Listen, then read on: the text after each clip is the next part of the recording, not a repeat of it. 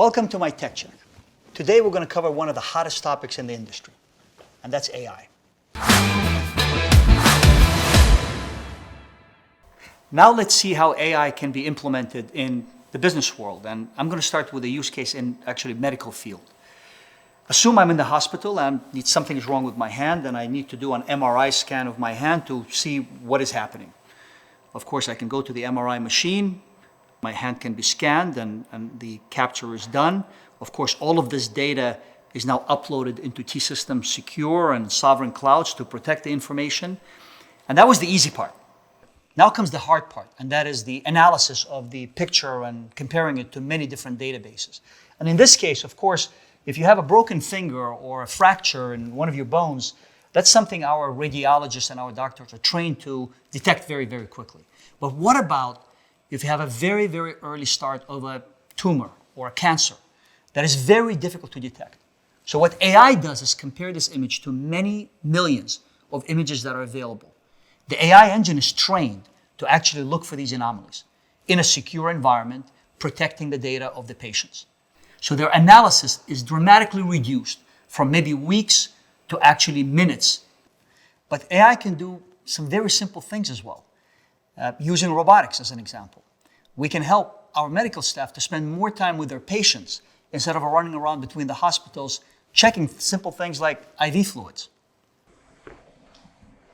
Thank you. Sepsis is one of the leading causes of death in the intensive care units. We have developed a solution using AI that helps prevent death from blood poisoning or sepsis. And we do that by capturing vital signs very, very early, even 10 hours before the sepsis is created. This solution is built in T-Systems Sovereign Cloud with a partner, TCC Analytics. And that solution is now being piloted in several hospitals. AI can be implemented in all industry, as a matter of fact. We just saw a few examples of healthcare and medical industry, but it can be in logistics, in retail, in travel, and many, many more. And of course, one of the biggest industries that is benefiting from this AI revolution is industrial, is manufacturing.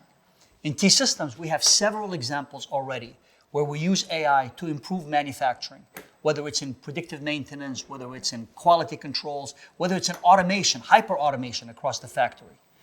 We have a welding example of a robot that is monitored through AI to make sure that the welding process in one of the largest automotive manufacturers is done precisely the way it was designed.